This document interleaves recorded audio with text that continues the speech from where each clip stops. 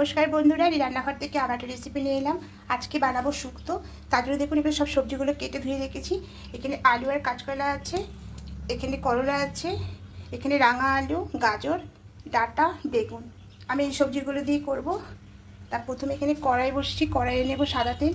আমি রান্নাটা সম্পূর্ণ সাদা তেলে করব।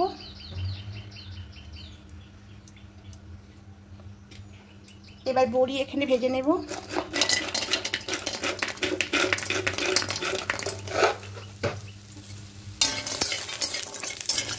হালকা লাল করে বড়িগুলোকে ভেজে নেব। বড়িগুলো হালকা লাল করে ভেজে নিয়েছি, খুব বেশি তেলে ভাজিনি, অল্প তেলে ভেজেছি। এবার বড়িগুলোকে তুলে নেব।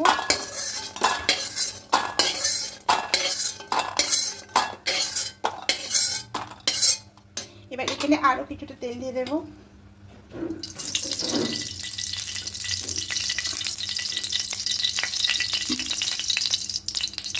করলাগুলোকে ভেজে নেব।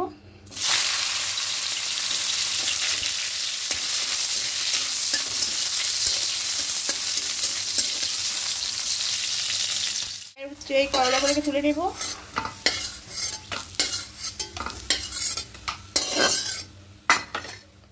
এবার এখানে আরো একটু তেল নেব, দিয়ে বাকি যে সবজিগুলো আছে সব সবজিগুলো দিয়ে দেব।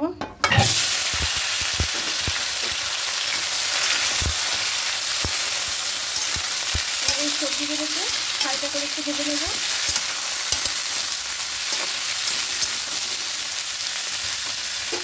সবজিগুলো হালকা করে ভেজে নিচ্ছি। এবার এগুলো তুলে দেব।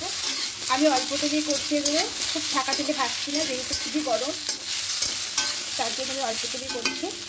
এবার এই সবজিগুলোকে সব তুলে নেব। আবার কিছুটা তেল দেবো। এবার তেলটা একটু বেশি করে দেবো। আর এখানে দেখুন সবজিগুলো ভেজে তুলে নিয়েছি। এবার তেলের মধ্যে দেব রাঁধুনি ফোড়ন, 5 ফোড়ন, 2টো তেজপাতা আর 2টো শুকনো লঙ্কা।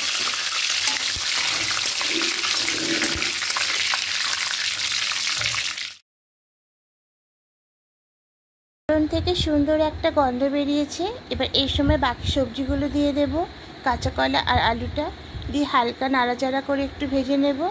এখানে পরিমাণ মতো লবণটা অ্যাড করব। আপনারা পরেও লবণটা দিতে পারেন, আমি এখানেই দিয়ে দিচ্ছি।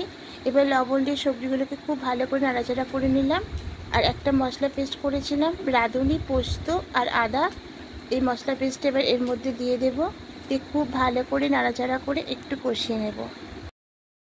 মশলা খুব ভালো করে কষিয়ে নিয়েছি। এবার এখানে মশলার যে জলটা দিয়ে দেব।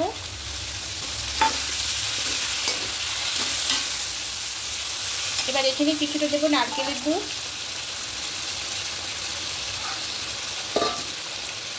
নারকেলের দুধ দেব আর এমনি লিকুইড দুধ দেব। দিয়ে খুব ভালো করে মিশিয়ে নেব। আর এক বাটি এমনি দুধ জল দেব।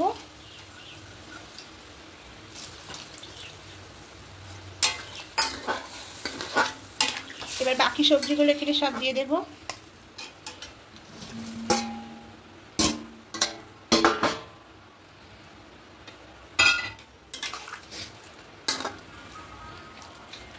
এখানে আরো একটু জল লাগবে, তা আমি জল দেব না, দুধটাই দেব।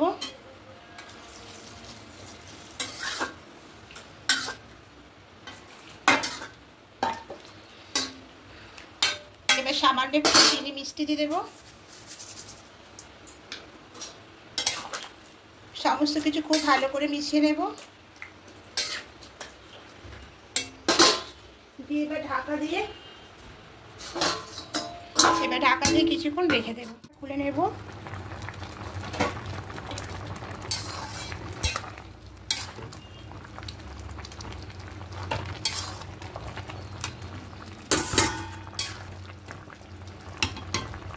একটু দেখে নেব।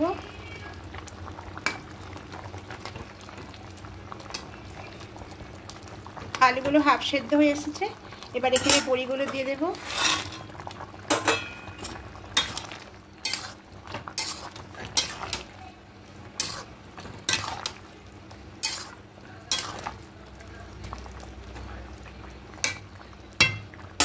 বড়িগুলো দিয়ে আবার ঢাকা দিয়ে কিছুক্ষণ রেখে দেবো।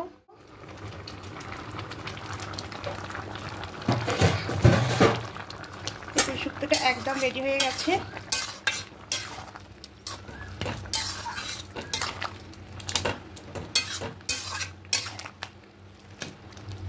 এবার গ্যাসটা অফ করে দেব। এখানে কিছুটা ভাজা মশলা নেব,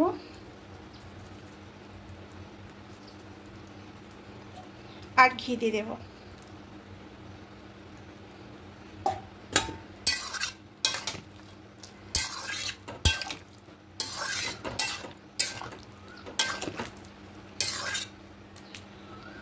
এবারে নামিয়ে অন্য পাত্রে ঢেলে নেব।